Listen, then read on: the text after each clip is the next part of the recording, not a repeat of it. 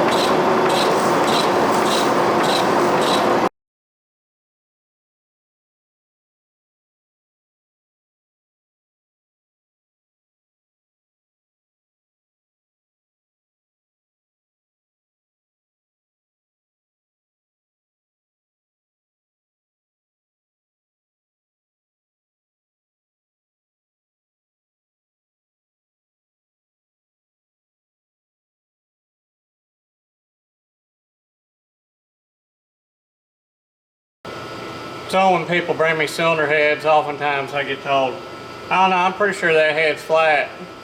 And usually my response is, I'm pretty sure it's probably not, because rarely are they ever exactly flat.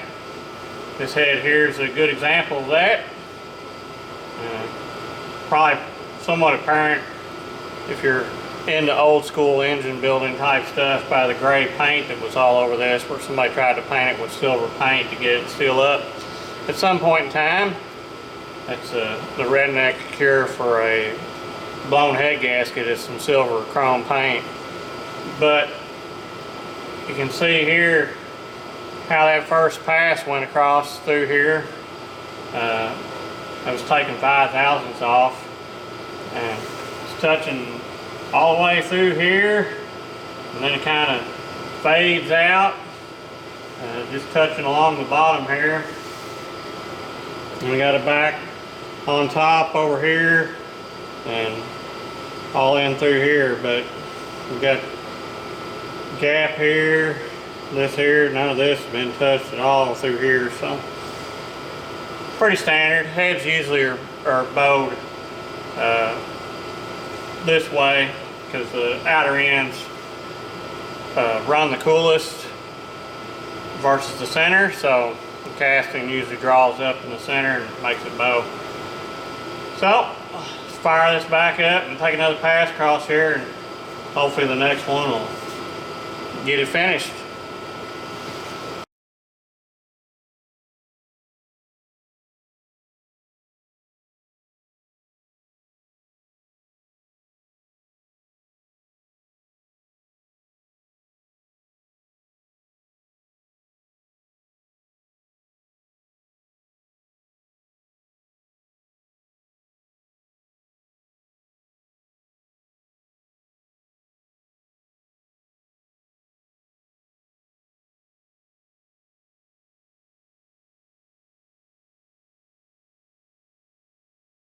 Well, I'd have to say it looks a whole lot better.